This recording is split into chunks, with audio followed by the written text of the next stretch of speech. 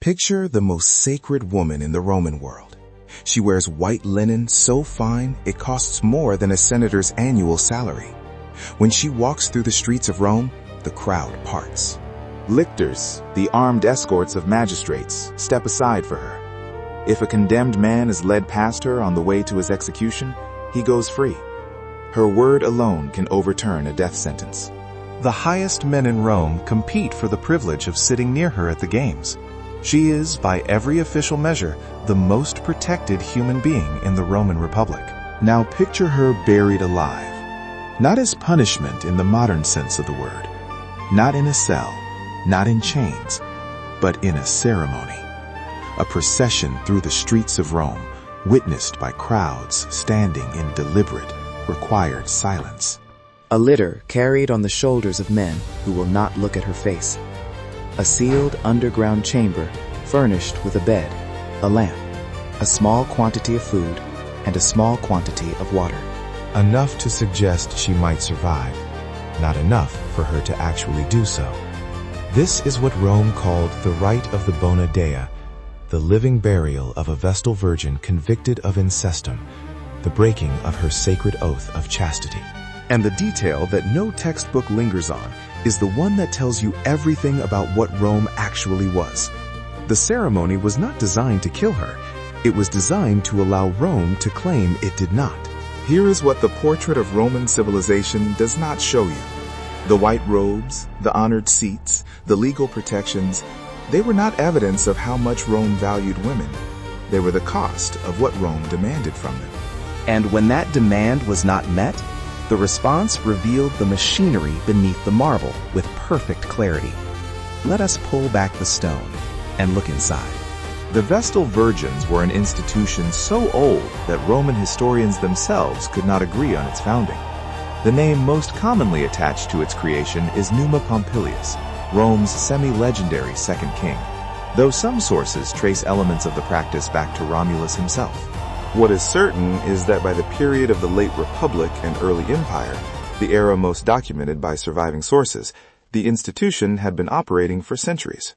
It was older than the Senate, older than the consulship, older than almost every Roman institution that citizens of the classical period would have recognized. There were 6 of them at any given time.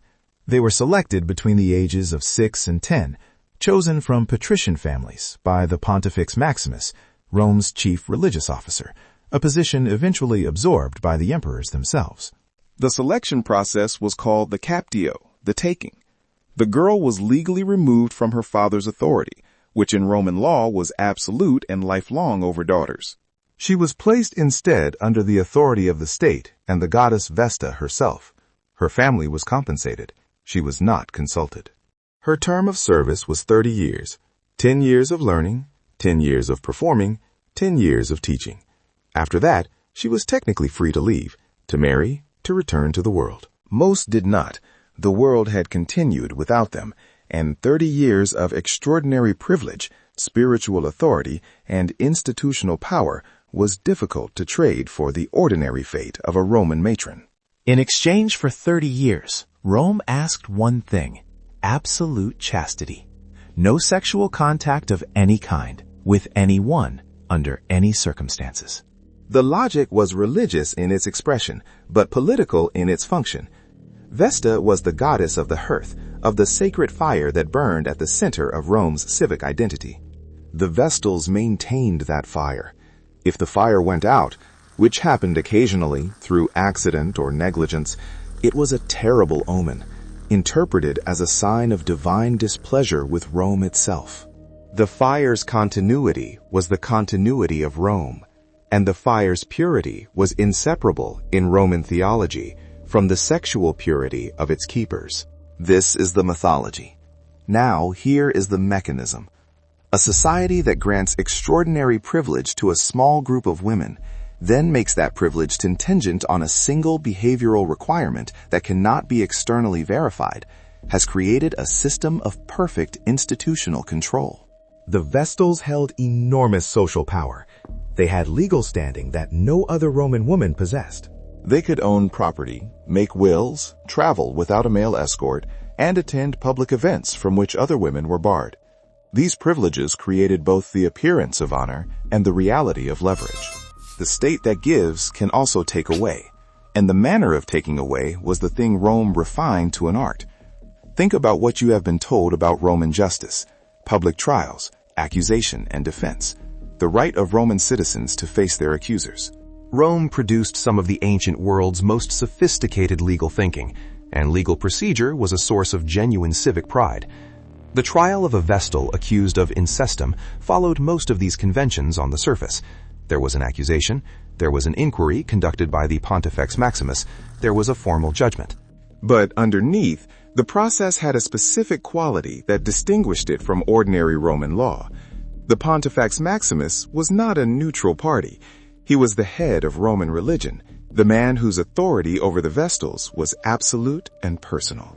He conducted the preliminary investigation himself, which meant that the person accusing and the person judging were, if not the same, operating within the same institutional interest. The formal trial, when it occurred, was conducted before the College of Pontiffs, Rome's priestly council, all men, all deeply invested in maintaining the institutional authority and reputation. Roman law gave accused citizens the right to go into voluntary exile before judgment was rendered, avoiding the worst consequences. This right did not apply to Vestals. They could not leave. They could not appeal to the People's Assembly. They were entirely within the jurisdiction of the priestly college, which was entirely within the jurisdiction of the Pontifex Maximus. What looked like justice was a closed room. And if you have ever wondered why in the documented cases of condemned Vestals, the accusations cluster during periods of political crisis, the loss of major battles, failed harvests, public panic about divine disfavor, the answer is not coincidence. The convenient thing about a system of control that operates through religious logic is that religious logic can be invoked whenever the system needs it. A military disaster needs an explanation that is not military incompetence. A famine needs a cause that is not governmental failure. A Vestal's alleged transgression provided both the cause and its resolution in a single institutional act. The fire had been sullied. Rome would purify it. The gods would be appeased, and whoever needed to be removed from the equation had been removed through divine will rather than human politics. If what you are hearing makes you look at the Roman Republic differently, if you are starting to see the marble columns as something other than pure civic virtue, good. Subscribe and turn on notifications. We are just getting started on what the textbook sanitized. Now let us talk about what actually happened when a Vestal was condemned. The word used in Latin sources is incestum, which translates imprecisely as unchastity, but carries the additional weight of ritual pollution, the idea that a sexual transgression by a Vestal. This distinction matters for what followed, because it meant that the state's response was not punitive in the ordinary sense. It was purificatory. Rome was not punishing a criminal. Rome was removing a source of defilement from contact with sacred things. This is the theological architecture that made the ceremony possible. The location selected for the burial was the Campus Celeratus, the Field of the Wicked, an area just inside the Colline Gate on the northeastern edge of the city. Sources describe a small underground chamber, accessed by a narrow stairway leading down from the surface. The chamber was furnished. This is the detail that stays with you. Not a pit, not a cell, a room. There was a couch with bedding. A lamp with enough oil to burn for some hours. A small table with bread, water, milk, and oil. These provisions were the ritual minimum, enough to satisfy the religious requirement that Rome had not directly killed her, that she had been given the means to sustain herself, and that her death, when it came, was between her and the gods, rather than between her and Roman law. The chamber was then sealed. Not locked, sealed. The entrance was filled in. The earth above was leveled. There was no mechanism for opening it from the outside, because the theology of the act required that there be no outside intervention. What Rome had constructed was a situation in which a woman would suffocate or die of dehydration, or, in cases where the provisions were sufficient enough, simply exist in total darkness until her body failed. and in which every element had been carefully arranged so that no Roman hand was technically responsible. The condemned Vestal did not walk to this place on her feet. She was carried in a litter, completely enclosed, so that no one could see her face, and she could see nothing outside. The procession moved in silence. Enforced silence, the sources note. A silence that the crowd along the route was required to maintain, not as a mark of respect, but as participation in the solemnity of the act. Everyone who watched understood what was happening. The silence was not ignorance, it was compliance. The Pontifex Maximus led the procession. He walked ahead of the litter, performing prayers and maintaining the religious frame. His presence transformed what was happening from a state execution, which it was, into a divine necessity, which the theology required it to appear to be. He was not overseeing a killing. He was facilitating a return to sacred order. The distinction was everything, because it meant that Roman law had not been violated, that no Roman magistrate bore guilt, and that the pollution had been removed without creating new pollution through bloodshed. Roman religion was exceptionally specific about blood. The shedding of blood on sacred occasions or in sacred spaces could itself constitute a form of defilement. A Vestal could not be beheaded or strangled within the city. That would create exactly the kind of ritual contamination the ceremony was meant to resolve. The living burial solved this problem elegantly. The blood stayed inside the body went into the earth accepted the pollution. Rome was clean. Think about the engineering involved in this. Not the engineering of the chamber itself, though that was real. The engineering of consent. The engineering of collective participation in something that everyone present understood was a killing, arranged in such a way that no one present was formally responsible for the death. This was not cruelty for its own sake. This was a machine designed with specific operational requirements, and it functioned exactly as designed. Now, think about what she experienced. We are not going to speculate beyond what the sources and basic biology tell us, and we are going to stay at the level of institutional reality rather than physical detail. But institutional reality is sufficient. She descended a narrow stairway into a chamber she could not leave. She heard the sounds above her, the settling of earth, the work of filling the entrance, and then nothing. The lamp burned. When it went out, she was in complete darkness with whatever provisions had been left, in a sealed underground space, with no means of summoning help and no possibility of rescue. Roman law and Roman theology had both conspired to make her situation not just inescapable, but officially invisible. She was not, in the state's framing, being killed. She was simply no longer present. The institution continued without her. The sacred fire burned on in the care of her fellow Vestals, whose obedience had just been given its most powerful annual reminder. Because that is the function the ceremony served, and it is the function that no official Roman account ever stated directly. The living burial of a condemned Vestal was a message sent to the remaining Vestals. It was a message sent to the families of all current and future Vestals. It was a message sent to every Roman woman who understood what this institution represented. The message was not theological. The message was operational. The system works, the system watches, and the system has constructed its consequences so carefully that it bears no moral responsibility for them. The white robes were a uniform. The honors were a compensation package. And the ceremony was the enforcement mechanism. Here is the thing that should permanently change how you look at any image of a Vestal Virgin. The historian Plutarch, writing in the 1st century Anno Domini, describes the condemned Vestal as being carried through the city as to a funeral. He uses that framing deliberately, and so did Rome. The ceremony borrowed the visual language of mourning, the enclosed litter, the silence, the procession, but inverted its meaning. At a funeral, you honor someone whose life is over.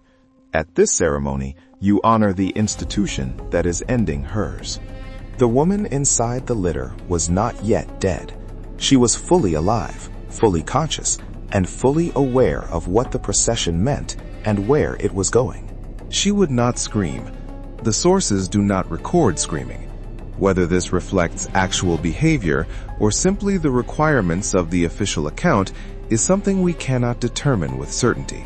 What we can determine is that screaming would have been useless, and that the women selected for this institution from the age of 6 had spent their entire lives learning to maintain composure within the structures Rome had built around them. 30 years of conditioning had prepared them for everything. Including this. If what you have just heard is making you question what the history books called the most honored women in Rome, like this video so others can see what their textbooks were hiding.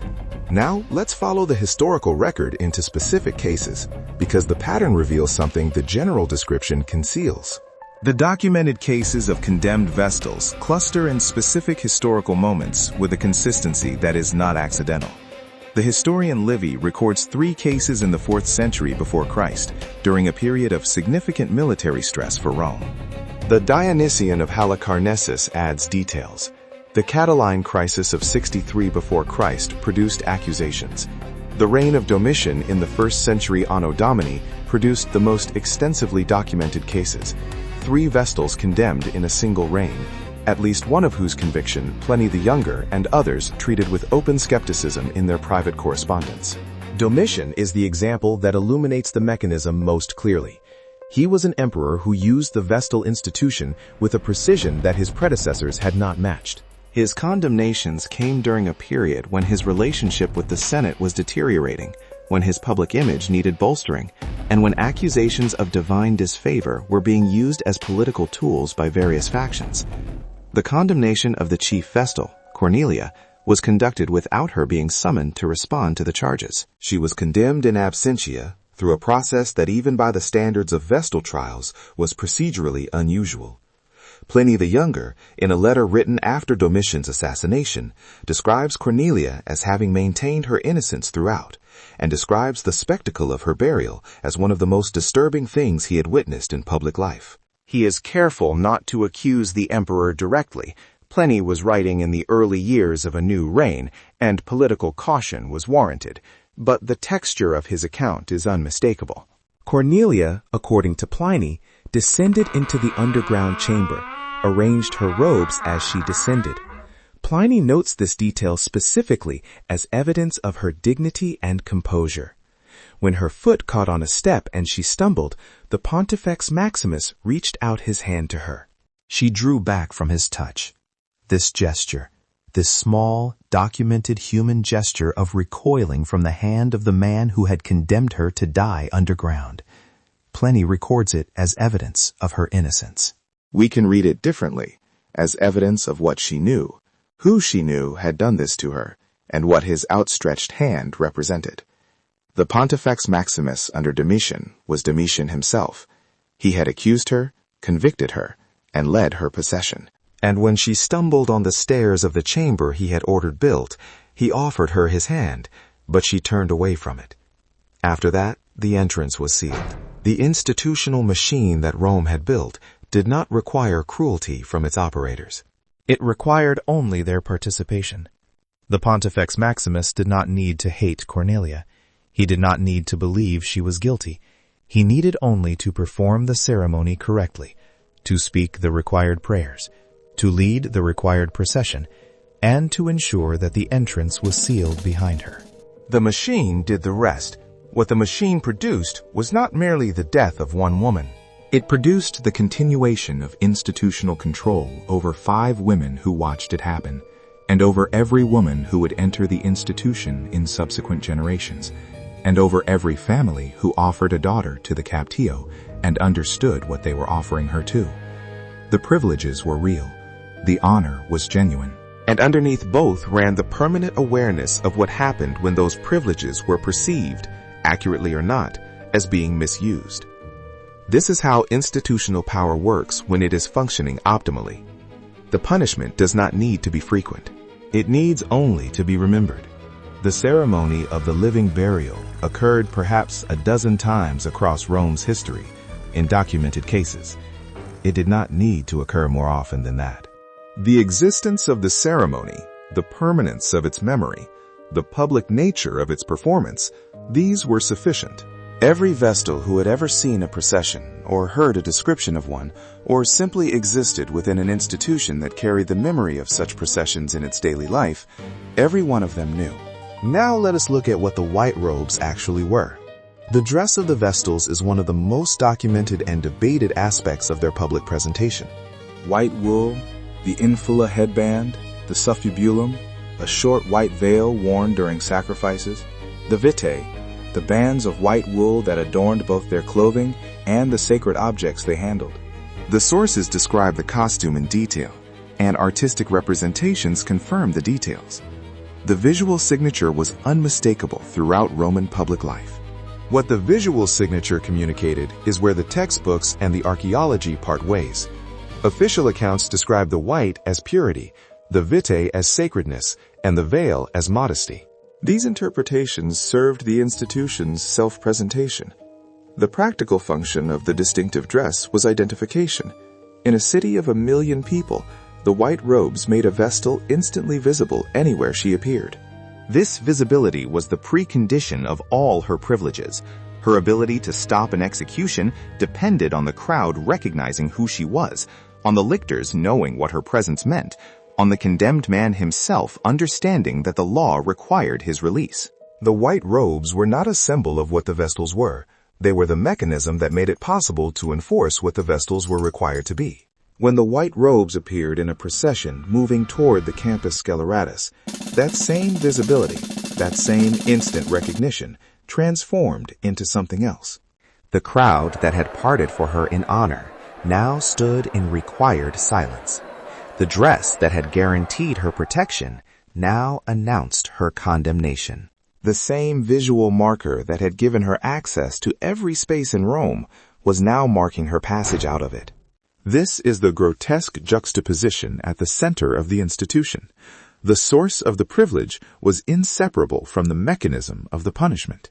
You could not have one without the other, because the honor was the leverage, and the leverage required the horror. Think about this. Roman law technically did not kill her. Roman theology technically assigned her fate to the earth and the gods. Roman ceremony carefully arranged every element to maintain these fictions.